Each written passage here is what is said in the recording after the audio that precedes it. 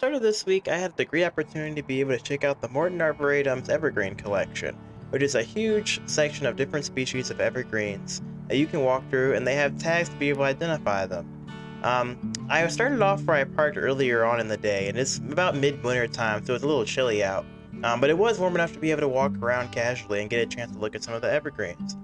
And I believe this first tree that I came up is the Norway spruce tree, which is one of the many species of yeah, it's one of the many species of Picea um, evergreens you can find, and they love to plant this in different ornamental landscapes all around the Chicagoland area.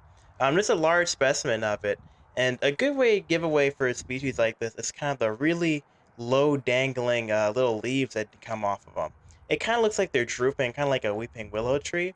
And unlike other true pines, these leaves are connected directly to the branches of the tree and not collected in a little fascicle, which I'll talk a little bit more on later. So this other specimen that I saw at the beginning of my walk here is some kind of cultivar or species that is not local to Chicago. When I came up to it, I started to do my first immediate thing, is just to check out the pine needle cones and the pine needles. Um, a good indication of knowing of that they're true pines is looking at the cones, as well as being able to look at the many different kinds of needles.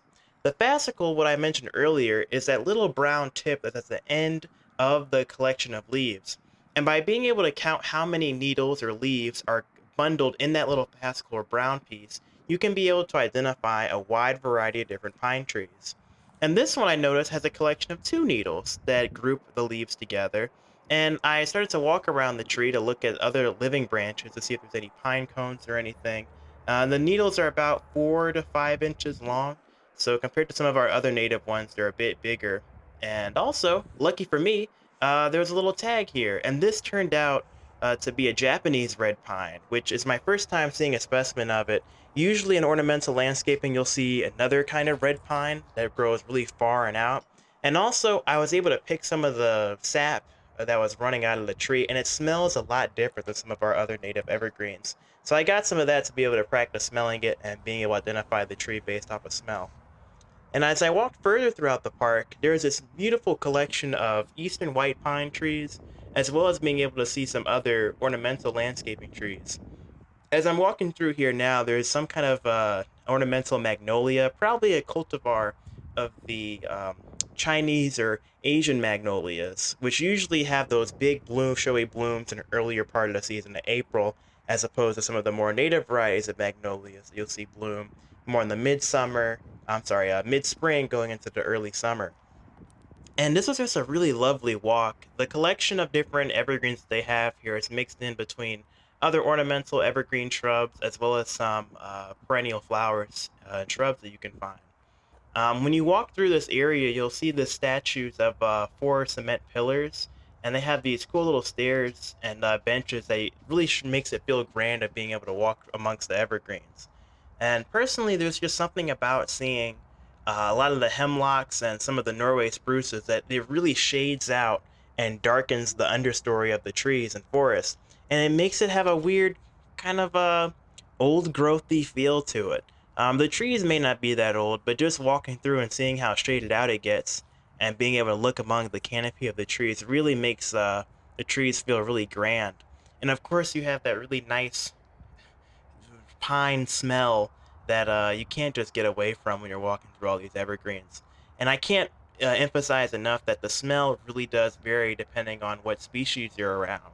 And just to identify and being familiar with being able to grab some of that sap in those needles and be able to recognize them.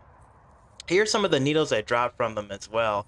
And you can see what I mean by them being Picea in that genus just because of how short the needles are and how the leaves grow directly attached to the stem as opposed to having a little fascicle, that little brown piece. In this case, these are Douglas firs, and I actually got the genus wrong on that.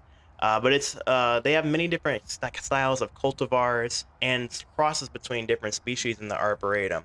So if you're trying to really practice getting evergreens down, being able to look at the different tags and also get familiar being able to see different hybrids of trees really is some good practice. And for those who don't know, hybrids are just crosses between two different species of already existing pine. So if you ever see botanical Latin that has the genus and the species, the X in between, you know that it's some kind of hybrid, or oftentimes, not all the time man-made, but sometimes you can find them, they're found in the wild, and they're deemed new ornamental varieties. Usually that X, and it being a cultivar, is indicative of it being some kind of man-made, intentionally bred species of pine for landscaping, which usually has some kind of use for not only ornamental or how it looks aesthetically in the landscape, but also we like to do it for drought tolerance. Sometimes they're more adapted to different climates. It really depends on location.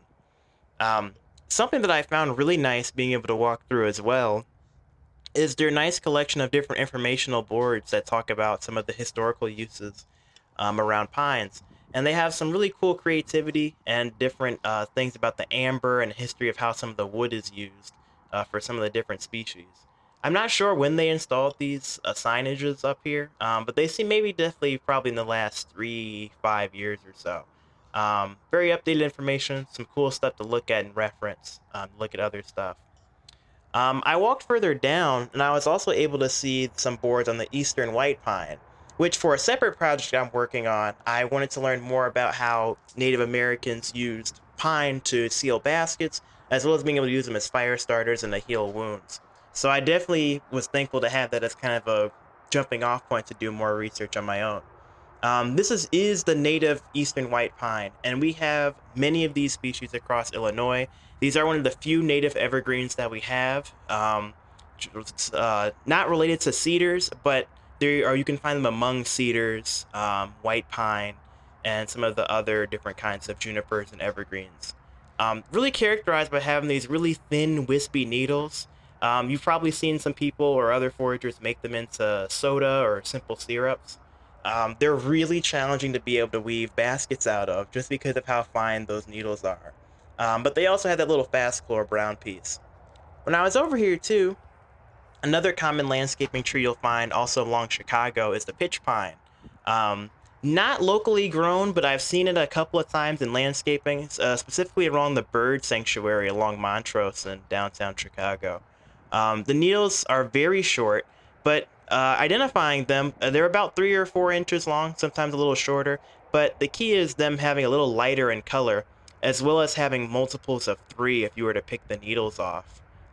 Very distinct looking tree. The smell is kind of vanilla-y, more so than some of the other species of pine. Um, but I definitely was able to grab one of these needles to have as a little reference.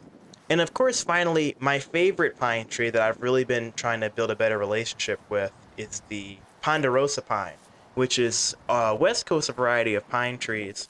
And this species is usually grown in arboretums and very rarely in landscaping. This is actually one of the few specimens that I found in Illinois. There are not that many. It is not a common ornamental variety of pine trees you can find. But the reason why I'm gathering this is because historically, the pine resin from these trees is great for medicinal value, as well as the pine needles having really thick leaves, and they're also in multiples of 3. So it was very cold that day. I didn't really get a chance to look at too many different species of pine, but here's the collection of all of them. I found around 7. There's ponderosa pine, pitch pine. I've got some eastern white pine and a cultivar of eastern white pine, which I have the botanical Latin written down for those interested.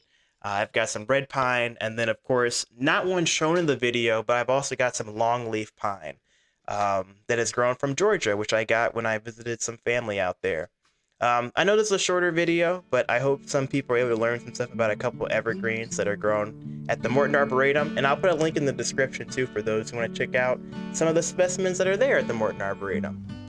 Please leave a comment for anything else, the other information videos or things that you're interested in learning about with some of our native evergreens.